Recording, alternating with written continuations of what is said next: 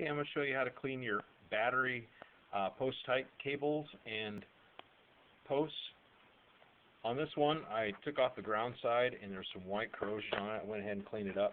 But the tools you're going to need typically are a 1/2-inch wrench or a 10mm wrench or socket, depending on which application you have. And if you happen to have this style of battery cable end, this is only a temporary repair. You will continue to have problems with corrosion. You see the silver clamp on here? This is just a momentary fix to get you home, maybe get you by until next paycheck, and then you need to buy a new cable and replace the entire cable.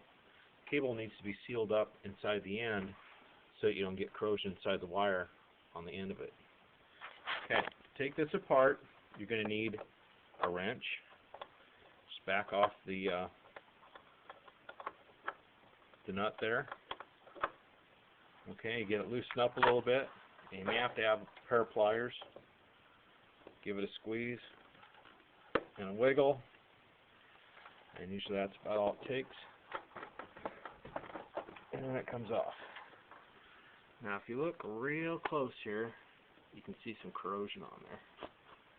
That's that powdery gray stuff. It may be black. If it's wet, then you're going to have issues. You should get those little washers. It's like a fiber washer.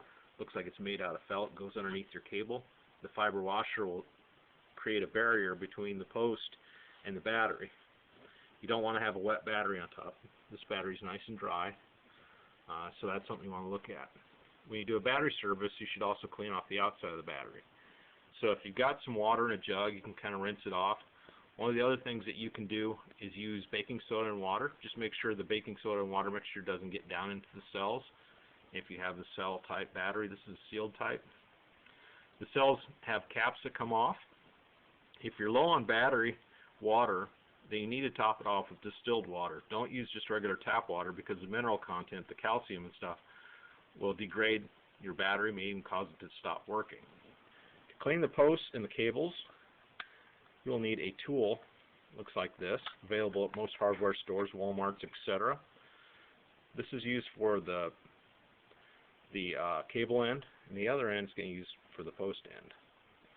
So first of all, we're going to clean the cable.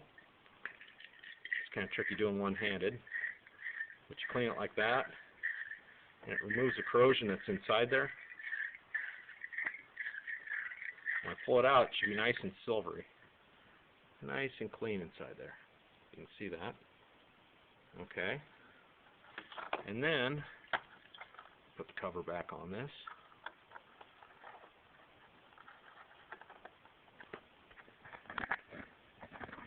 And there's two little tabs that have to line up inside there. Okay. Move that out of the way. And then you put that right on the post. Give it a turn. Give it several turns. When you pull it off, it is nice and silvery clean.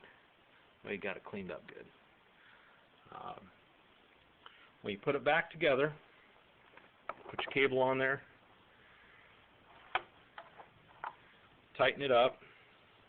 Now if your bolts look like they're about ready to break off inside here, you may have to replace them. Hardware stores sell bolts, or you can go to like an auto parts store and get some new battery bolts. Replace those. If you have cracks in the sides or on the ends, you should replace your cables. When you're all done, they make a anti-corrosion spray that you can put over the connector. Once you do that, it'll stop it from creating another problem with corrosion as early down the road.